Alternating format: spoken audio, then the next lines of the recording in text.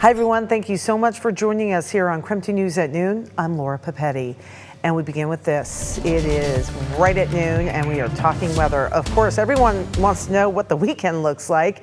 We have meteorologist Thomas Patrick standing outside. Thomas, certainly much cooler than one day ago. Yeah, just a little bit, but the sun has found quite a bit of purchase in the skies right now, Laura. But the key for the weekend is that the weekend is going to be absolutely nothing like what we've just had this week. I can't stress that enough. Tuesday through today, temperatures have been in the 70s.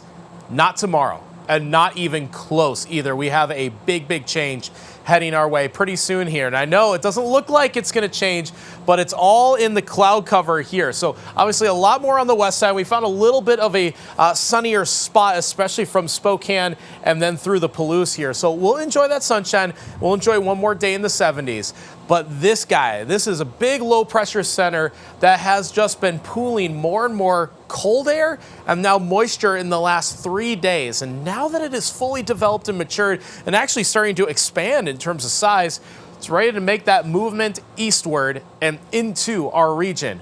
When it happens, the temperature drop is going to be sharp, but the cold front doesn't pass until after midnight tonight. So our temperatures, kind of like yesterday, are going to be pretty warm. Yesterday we were up to 79, a nearly record high kind of day. But here's where the cold weather, again, is all contained within this low pressure center. And as it's just about to move eastward, we're going to have that big time cool down. So coming up, I'll have the weekend forecast details, both in terms of A, our temperature drop, and B, the rain chances as well. I'll show you which moments of the weekend are going to be a lot rainier than others.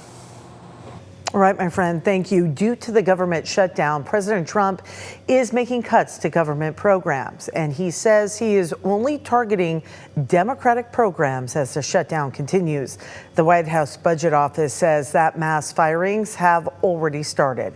The votes in the Senate again came up short yesterday. That would have ended the shutdown. Now senators have left D.C. until next week.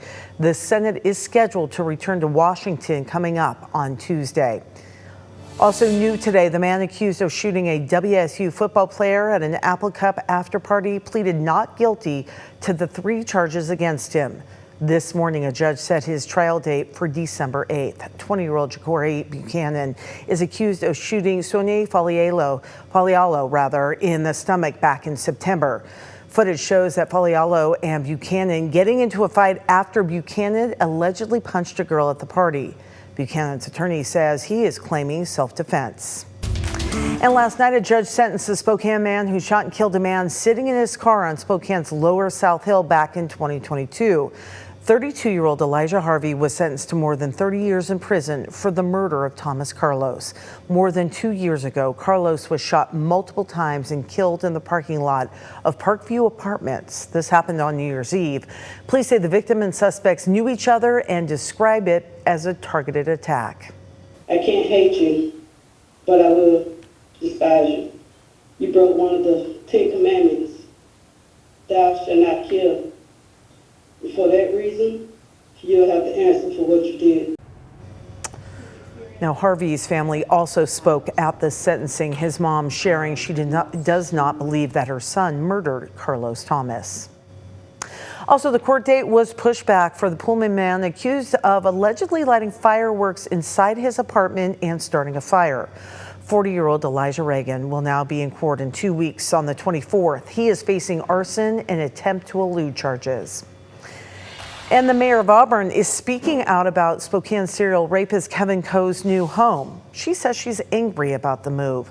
Coe was supposed to go to a group home in Federal Way until the city and his would-be neighbors pushed back on that. In a statement posted to her Facebook, Mayor Nancy Back has slammed the King County Sheriff's Office for not informing the city about Coe's move. She said in part, quote, "We learned of this recent development through newspapers and TV stations. That is not how effective public safety partnerships should operate, and we should expect better." All right, it is 5 minutes past noon right now, and Idaho State Police are officially sounding the alarm, saying they need more recruits. With seats still empty in their upcoming Trooper Training Academy, they are extending the application deadline. ISP says they are down 11 troopers in Lewiston and 9 in Coeur d'Alene. The ISP sergeant says not as many people are going into law enforcement right now, and the cost of living in North Idaho is high. Plus, outside agencies are, he says, just paying more. But some troopers say it shouldn't be about the money. That it's around $30,000 more for agencies over in Washington. I'm willing to go out there and sacrifice my life for people that I don't know, but that's my job. That's why I took this job. That's why I want to be here. I'm a servant. I'm a public servant for my community. ISP hopes that lawmakers boost trooper pay, saying it's key to improving public safety statewide. The starting salary in Idaho is $60,000. Compare that to Washington at $90,000. ISP is asking for new applicants either way, and the deadline is coming up now, adjusted to October 17th. The city of Rathdrum has kicked off its downtown revitalization project. It's part of a $500,000 grant from the Idaho Department of Commerce.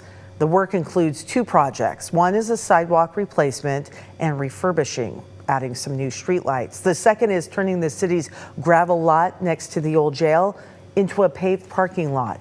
This does mean the trees in downtown will be removed. The construction is expected to last until December or January. Taking a look over on the west side, a massive Black Lives Matter street mural near Cal Anderson Park was defaced in an act of vandalism. Our Seattle sister station found two typed hate-filled notes, specifically targeting the Black community, taped to traffic barriers at both ends of the mural. The 250-foot Black Lives Matter street mural was painted during the Capitol Hill Occupy protest back in 2020. I could say I'm pissed off. I could say I'm angry. I could say I'm hurt. But the reality of the situation is that it's much bigger than I think those things can even really hold. The Seattle mayor says WashDOT is working closely with the artist to restore the mural as soon as possible.